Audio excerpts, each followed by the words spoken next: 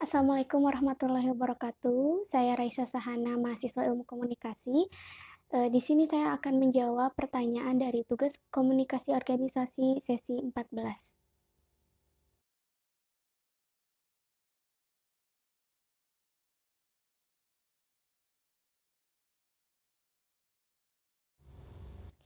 Gaya kepemimpinan Bapak A dikenal sebagai gaya kepemimpinan yang otoriter, yang dimana seorang pemimpin otoriter lebih menekankan pada pencapaian target yang dicapai tanpa melibatkan anggotanya dalam suatu pengambilan keputusannya itu sendiri. Ada beberapa faktor yang menyebabkan karyawan tidak termotivasi. Yang pertama yaitu karyawan jadi merasa tidak dihargai atas pencapaiannya yang telah dilakukan, seperti apresiasi dan penghargaan dari atasannya. Yang kedua yaitu karyawan merasa tidak memiliki kebebasan dalam pengambilan suatu keputusan dan juga mengeluarkan ide-ide barunya. Yang ketiga yaitu karyawan juga mungkin merasa tidak memiliki peluang yang cukup untuk dapat memberikan masukan atas masalah yang ada pada ruang lingkup pekerjaannya.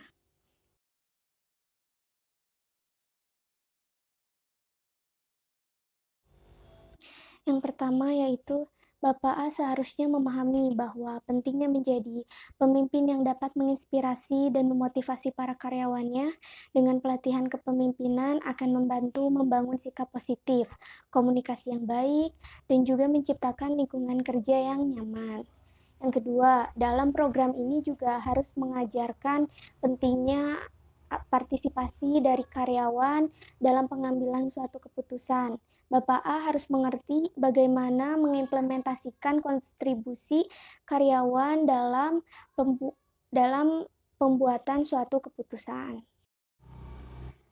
Yang ketiga, pemimpin harus menghargai pentingnya memberikan penghargaan dan pengakuan kepada karyawan. Dalam program pelatihan ini harus mencakup cara-cara terbaik untuk memberikan apresiasi dan penghargaan kepada karyawannya.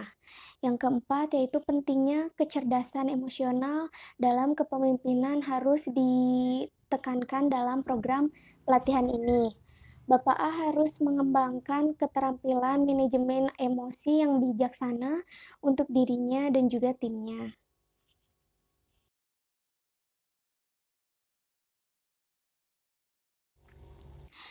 Yang pertama, saat membuat program pelatihan, tim HR harus dilibatkan sejak awal.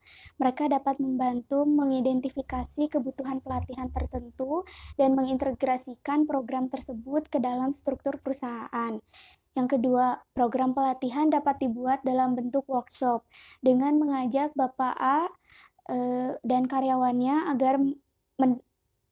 agar mendapatkan pemahaman yang lebih baik tentang bagaimana caranya beradaptasi dengan perubahan lingkungan kerja yang diperlukan. Yang terakhir yaitu penyesuaian tidak boleh terlalu drastis sekaligus, sehingga prosedur penerapannya harus bertahap. Hal ini akan memberikan waktu bagi Bapak A dan karyawannya untuk membiasakan diri dengan perubahan tersebut.